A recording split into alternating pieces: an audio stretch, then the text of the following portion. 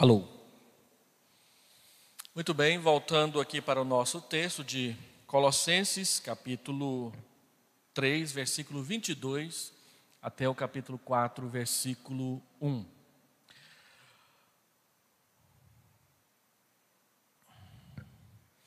A pergunta, então, é como se aplica na prática o revestimento do fruto do Espírito e o abandono das obras da carne? Como que nós podemos fazer morrer a nossa natureza humana pecaminosa e como nós podemos nos revestir ou vestir a roupa do fruto do Espírito Santo no nosso caráter?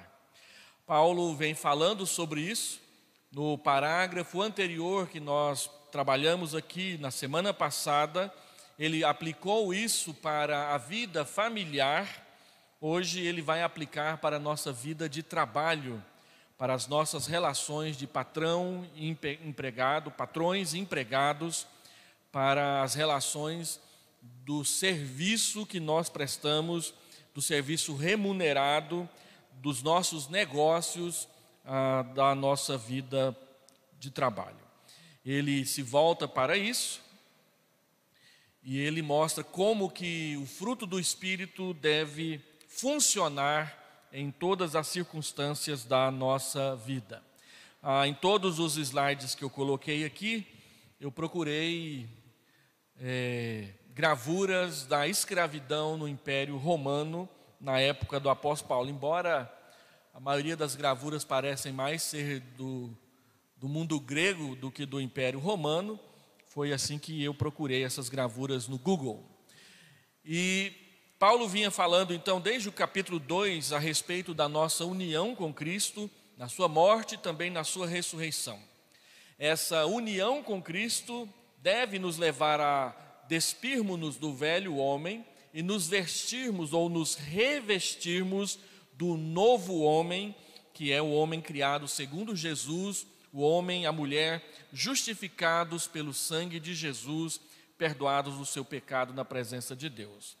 Paulo diz que o velho homem é caracterizado pelas obras da carne, ciúmes, invejas, brigas, a impureza, linguagem obscena naquilo que a gente fala, e ele diz que aquele que é o novo homem é habitado pelas virtudes do Espírito Santo ou pelo fruto do Espírito Santo, que é amor, alegria, paz, bondade, paciência, benignidade, mansidão, domínio próprio, fidelidade, coisas desse tipo, virtudes como essas que devem caracterizar a nossa vida cotidiana. Paulo mostra então como isso funciona. Primeiro ele mostrou na vida familiar, do verso 18 ao verso 21 na verdade, e para as relações do senhorio e da escravidão, que no nosso tempo é mais as relações de trabalho, patrões e empregados, onde nós prestamos serviço. Então, nesse estudo, nós vamos trabalhar dessa segunda aplicação. Paulo fala primeiro a respeito dos servos, dos empregados, depois ele fala a respeito dos senhores, daqueles que são patrões. E as afirmações de Paulo, elas são muito diretas, são muito claras e são muito simples. Não há muita explicação, mas há bastante afirmação de qual deve ser a nossa postura, o nosso comportamento, o nosso jeito de fazer as coisas quando nós trabalhamos para alguém, servindo essa pessoa. Então, em primeiro lugar, Paulo diz que os servos, eles devem obedecer em tudo aos seus senhores. Paulo, ao falar sobre os servos, ele vai tratar disso do verso 22 até o verso 25, ele faz pelo menos 5 afirmações que nós precisamos entendê-las. A primeira delas é que a nossa obediência nas nossas relações de trabalho, ela é total. Não é algo mais ou menos. Quando você é contratado por uma pessoa, está debaixo do serviço que você lhe presta, você lhe deve obediência total naquilo que diz respeito às relações do trabalho, no local aonde você está trabalhando.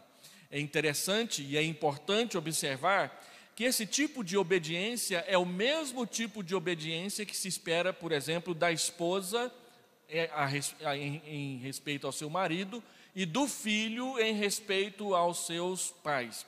Quando a Bíblia fala da questão de autoridade, toda autoridade ela é delegada e ela é derivada. Toda autoridade que existe, ela está debaixo da autoridade maior e total de Deus. Mas quando Deus diz que nós devemos obedecer àqueles outros que estão revestidos de autoridade, a nossa obediência, no que diz respeito a isso, deve ser inteira, ela deve ser total, ela não deve ser com reservas, ela não deve ser uma obediência mesquinha, mas é uma obediência entregue, confiada, completamente dependente. Paulo diz que essa obediência deve ser total, e quando nós trabalhamos, nós não devemos trabalhar somente para agradar a homens ou agradar ao patrão. Só faz na hora que o patrão está presente. Eu me lembro quando a gente era pequeno e minha mãe levava a gente para capinar o quintal da nossa avó. O nosso quintal era grande, dava um trabalho danado para capiná-lo. Quando a gente terminava o nosso, tinha que ir lá capinar o da nossa avó, que era quase do mesmo tamanho, era grande também. Então minha mãe pegava 5 filhos e levava para passar um final de semana na casa da minha avó. Os maiores capinavam com enxada e os menores era com a mão mesmo. E nessa época eu era dos menores, era só com a mão. A gente tinha que capinar picão, cardo, que é cheio de espinho e aquelas coisas todas. E com a enxada era muito melhor, né? Mas eu tinha um irmão que eu ainda tenho, não vou falar o nome dele, mas ele sabe que é ele. Na hora que a minha avó saía de perto, ele pulava o muro e ia passear. E ele sabia mais ou menos que hora que a nossa avó ia lá dar uma observada, ela levava um leitinho para a gente tomar, depois ela levava um lanche, chamava a gente para o almoço.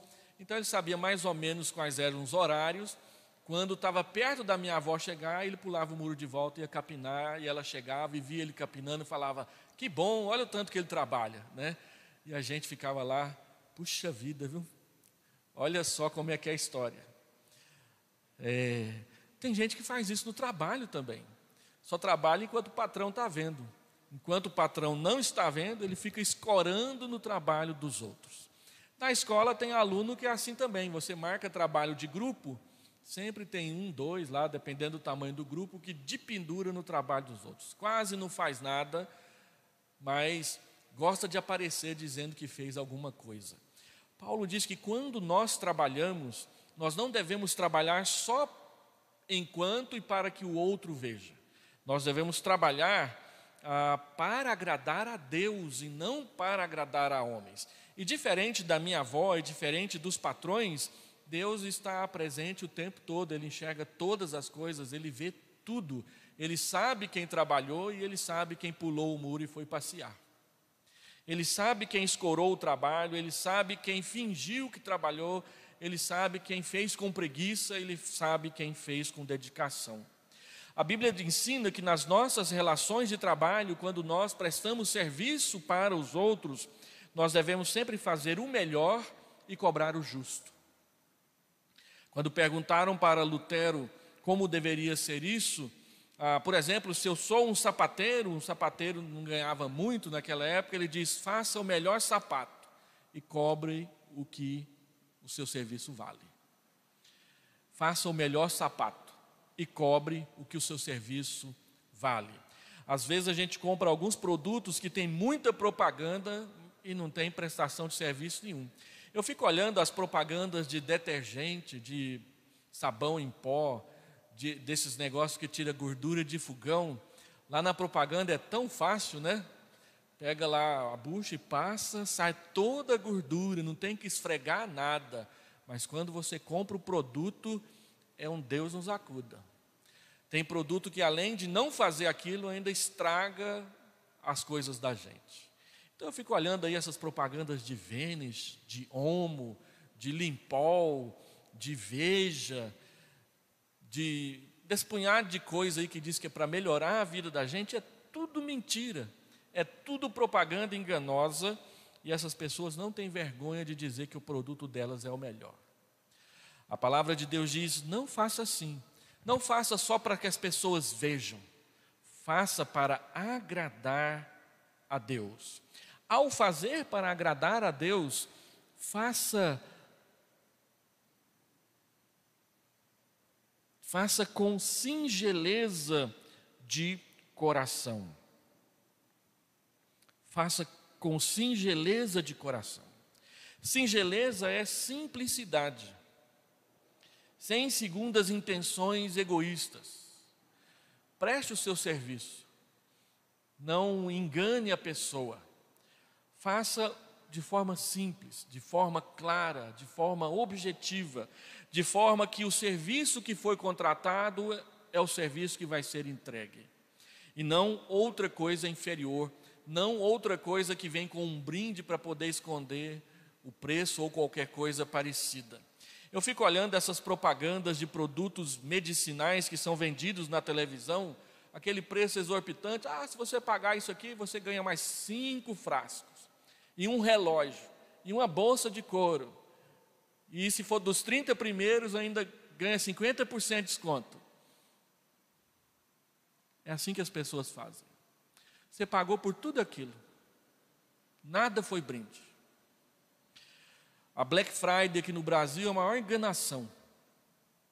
Eu estava num grande supermercado aqui de Goiânia, olhando o preço de um produto, ele custava R$10,50. Aí veio a Black Friday, colocaram uma plaquinha vermelha, de 20 por R$10,50. Não mudou nada, era o preço da semana anterior, com a plaquinha vermelha dizendo que era o dobro. E as pessoas fazem isso e acham que a gente não se lembra, que a gente não sabe. A Bíblia diz: não, faça com singeleza, faça com simplicidade, faça sem segundas intenções que vão enganar ao Senhor. Ao fazer, faça temendo ao Senhor, o Senhor do céu, e não ao Senhor da terra. Se você faz o melhor, se você cobra o preço justo, se você faz o que foi pedido, o que é que você vai temer? Então a Bíblia diz que nós devemos prestar o nosso serviço temendo a Deus, a reprovação de Deus, não temendo a reprovação dos homens que nos contrataram. E ao fazer essa afirmação, Paulo acrescenta várias outras interligadas com ela. Ele diz: temendo ao Senhor, verso 23, tudo quanto fizerdes, fazei de todo o coração, como para o Senhor e não para homens, cientes de que recebereis do Senhor a recompensa da herança.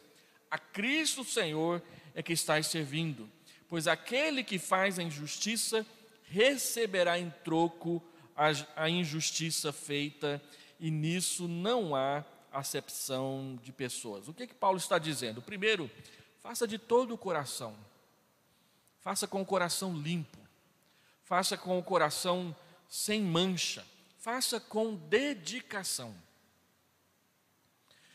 A gente sabe a diferença de fazer com dedicação e fazer de qualquer jeito. Lá no seminário tem alguns alunos que eles fazem uma força tremenda para tirar 7. Tem capacidade de tirar 10, mas parece que eles fazem força para tirar 7. O mínimo, só o necessário, nada mais que o necessário. E você vê que ele tinha condição de aprender muito mais e oferecer muito mais, mas faz de qualquer jeito. Não faz de todo o coração, não faz com dedicação, não faz para que seja bem feito. Faz o suficiente para ver se o outro aprova e aí a vida continua. A palavra de Deus diz: não preste serviço assim, faça melhor, faça o melhor que você consegue. E Deus vai valorizar o seu trabalho. Ele diz: faça visando agradar a Deus mais do que aos homens. A glória de Deus é que é importante. Faça consciente de que é Deus quem dá a recompensa do serviço prestado. Não procurar as recompensas dos homens, mas a que Deus dá em primeiro lugar. Paulo deixa bem claro que é para Cristo, que é o verdadeiro Senhor, é que nós estamos servindo. Então, servir no trabalho, servir na igreja, servir aos familiares, na família e em casa, o nosso principal critério deve ser servir ao Senhor, servindo essas pessoas.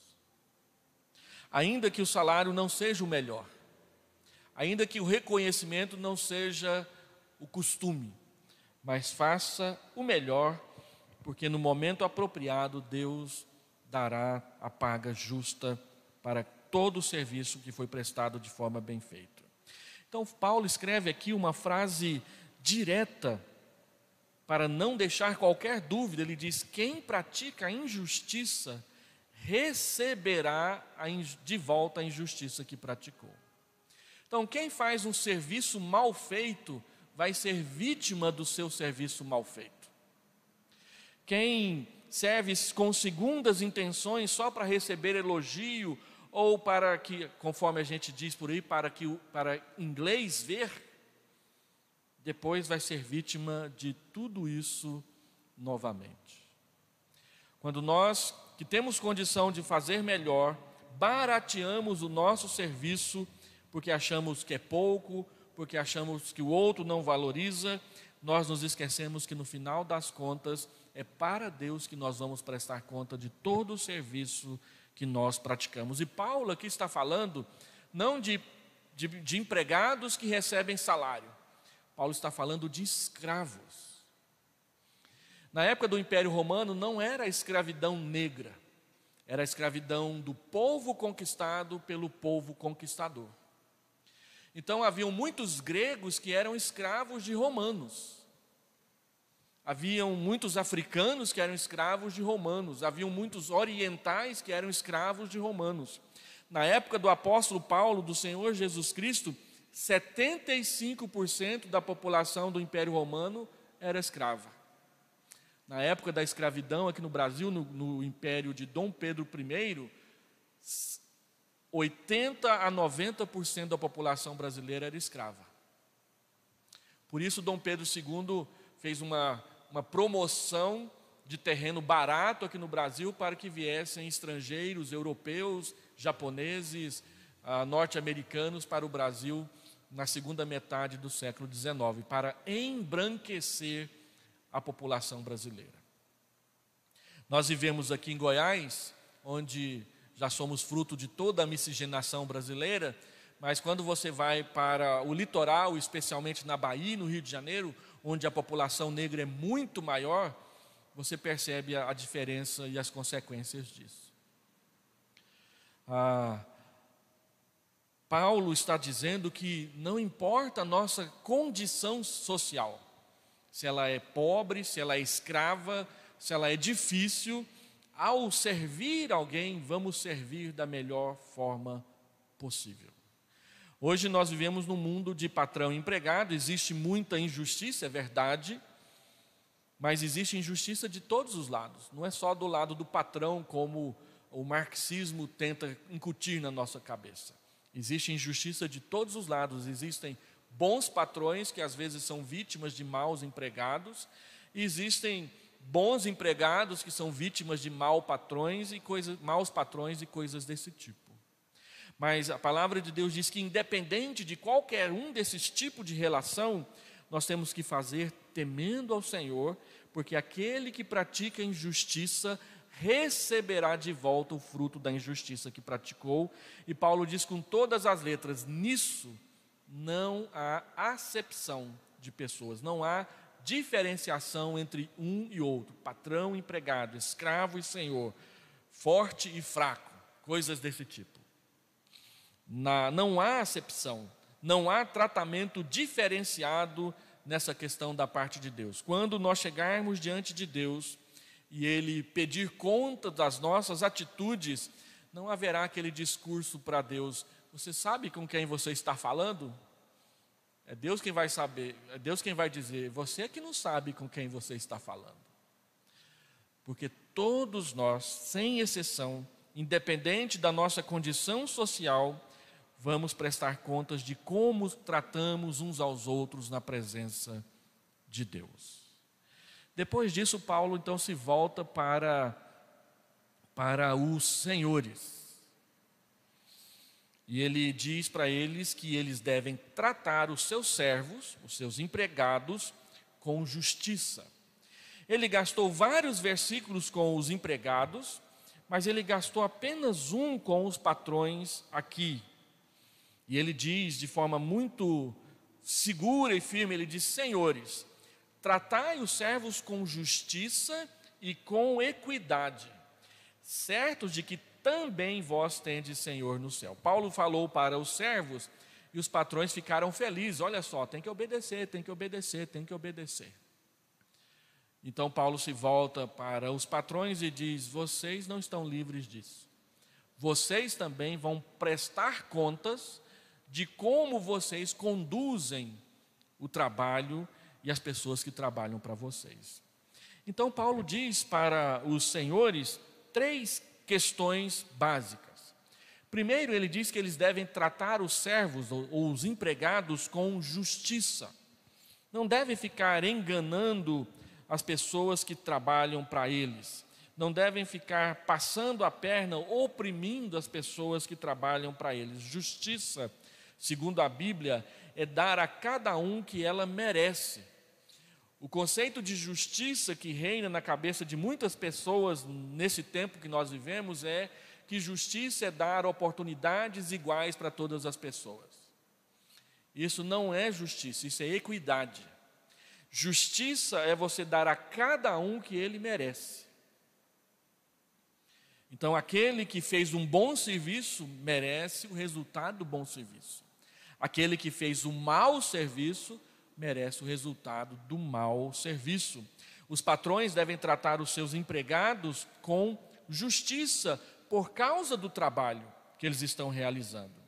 A escravidão é um sistema de trabalho injusto, pois se baseia na exploração da força de trabalho de outra pessoa sem o direito ao pagamento e sem o direito de escolha. O trabalho é cobrado sobre regime de opressão e de ameaças.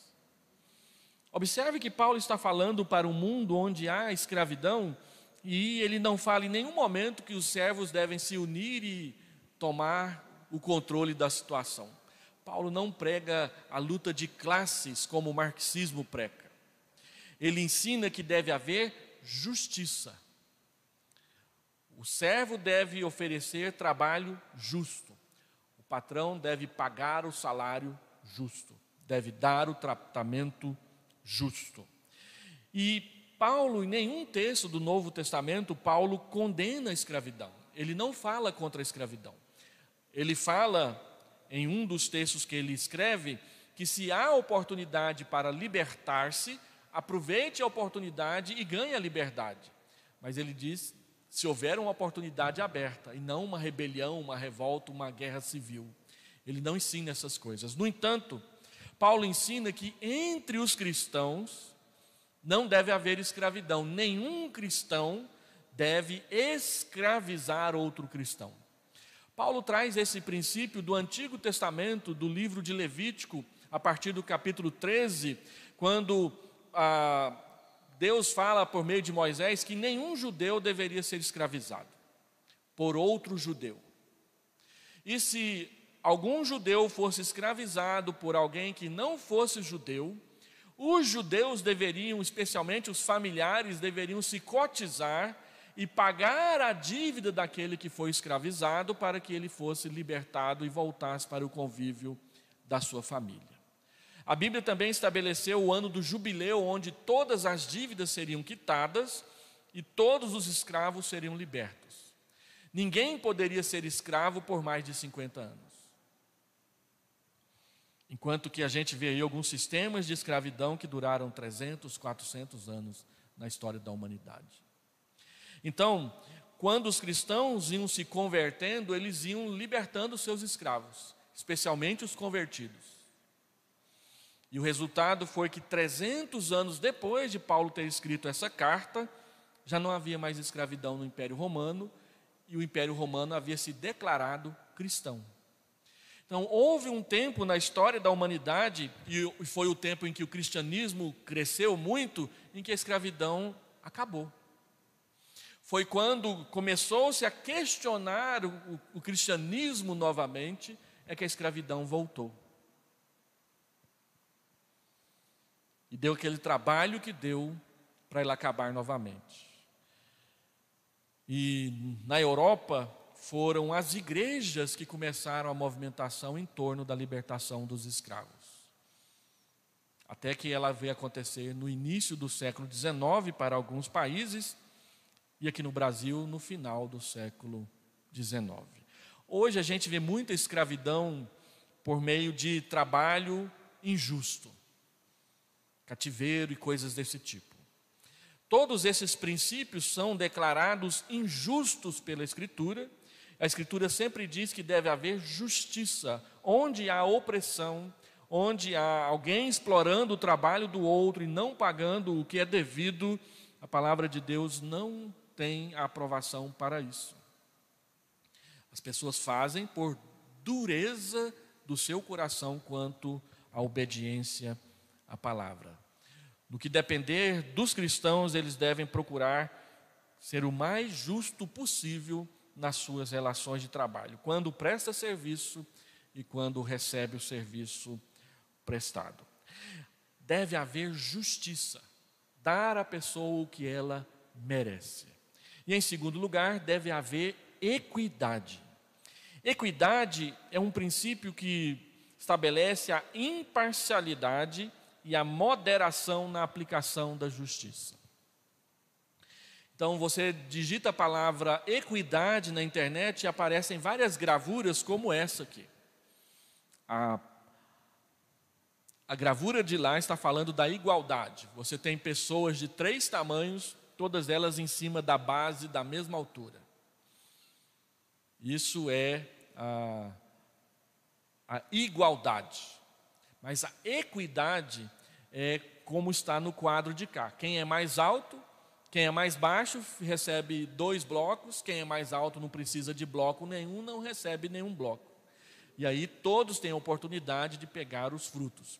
Esse é o conceito de equidade, que você deve facilitar a aplicação da justiça na vida das pessoas. Paulo diz que os patrões eles devem reger as suas relações de trabalho por esses 2 princípios, justiça e equidade. Dar a cada um o que ele merece e ser equânime, imparcial na aplicação da justiça, facilitando para que as pessoas tenham, de fato, oportunidades iguais no que diz respeito a receber os frutos do seu trabalho. E então Paulo diz que os patrões devem estar certos de que eles têm Senhor no céu. Eles não estão livres porque têm bens de tratar os outros de qualquer maneira. Eles devem tratar os outros exatamente com a responsabilidade de quem recebeu mais bens da parte de Deus para administrar. Deus não é contra a riqueza. Deus é contra a injustiça. Na Bíblia nós temos vários servos de Deus que são ricos. A palavra de Deus diz que Abraão era riquíssimo. Riquíssimo. Então a palavra de Deus, ela não fala contra a riqueza. Ela fala contra a injustiça na obtenção da riqueza. Nas pessoas que não tratam os outros como lhes é necessário e adequado tratar. Os senhores não podiam achar que não prestariam contas dos maus tratos aplicados aos seus escravos. Os patrões não devem achar que estão livres de prestar contas dos maus tratos que praticam para com os seus empregados. Nós ouvimos falar de muitas pessoas que tratam mal aqueles que trabalham para elas. Assim também como a gente ouve muitas vezes pessoas falarem bem daqueles que as contratam e as têm como seus funcionários. Todo ato de opressão, de exploração do mais forte, do mais fraco pelo mais forte, ou do mais forte sobre o mais fraco, será julgado pelo justo juiz que é o Criador da vida de todas as pessoas, que é o nosso Deus. Paulo conclui então, mostrando para nós que as instruções dele aos escravos e aos senhores de escravos se aplicam claramente às relações de trabalho na nossa sociedade. Fazer o melhor, fazer não para agradar a homens, mas para agradar a Deus. Fazer com singeleza, com sinceridade, são princípios que continuam valendo para qualquer tipo de relação de trabalho. Tratar com justiça, ser equânime na aplicação da justiça, são princípios que continuam válidos para a nossa sociedade, ainda que a gente não fale mais de escravidão como se falava mais antigamente. Porque ainda existem muitos tipos de escravidões que precisam ser vencidos, derrotados e abandonados na nossa vida e na nossa sociedade. E os empregados, eles não devem tentar enganar ou iludir os seus patrões com uma prestação de serviço ruim ou apenas para ser vista. Mas devem trabalhar de forma comprometida e prestar serviço de boa qualidade. Porque fazem para a glória de Deus acima de tudo. O serviço que você presta glorifica a Deus? Ou é um serviço mais ou menos? Aqueles que trabalham para você podem glorificar a Deus por isso ou não? É uma pergunta. Por outro lado, os patrões não podem administrar os seus trabalhadores pela via das ameaças e do desrespeito. Deus é o juiz de tudo e ninguém está acima do julgamento de Deus. Minha esposa já trabalhou em escolas onde as diretoras eram péssimas no tratamento com as demais professoras. Mas também já trabalhou em escolas onde a diretora, além de competente, servia as demais com a sua capacidade de administrar as coisas. Às vezes a gente ouve de irmãos que tratam mal os outros só porque tem. Ou simplesmente porque querem ter mais. Enquanto que a palavra de Deus diz que nós devemos ser justos e praticar a equidade. Diante disso, eu queria incentivar os irmãos a orarmos por duas questões, no que diz respeito ao servo, ao empregado e ao senhor, ao patrão. Ore para que você trabalhe comprometidamente e faça tudo para a glória de Deus.